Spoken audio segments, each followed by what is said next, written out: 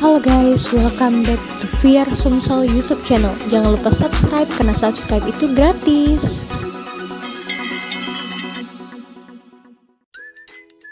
Cara merawat dan mengisi baterai motor listrik VR. Hindari menggunakan motor listrik hingga baterai habis total. Pastikan kunci kontak dalam posisi off ketika melakukan pengisian daya baterai.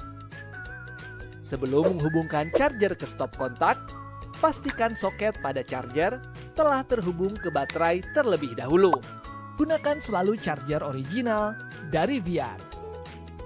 Harap lepas charger dari stop kontak apabila baterai telah terisi penuh untuk menghindari overcharge agar umur baterai tetap terjaga.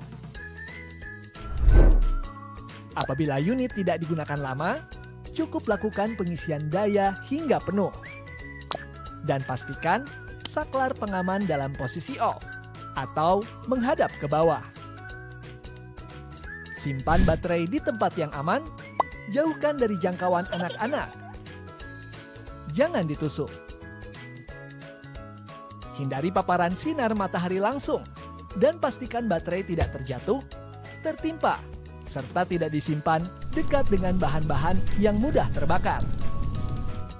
Dilarang keras melakukan modifikasi pada baterai dan ECU. Jika mengalami kendala pada unit, seperti terendam banjir, konsleting, dan sebagainya, harap hubungi Vera di nomor 0822 9943 3534. Cara mencuci dan membersihkan motor listrik VR. Pastikan Anda menggunakan penyemprot air dengan tekanan sedang. Posisi penyemprotan harus dari atas. Hindari penyemprotan dari bagian bawah motor agar air tidak membasahi komponen elektrikal seperti ECU dan controller. Setelah proses pencucian selesai, segera keringkan motor menggunakan kain berbahan microfiber yang dapat menyerap air.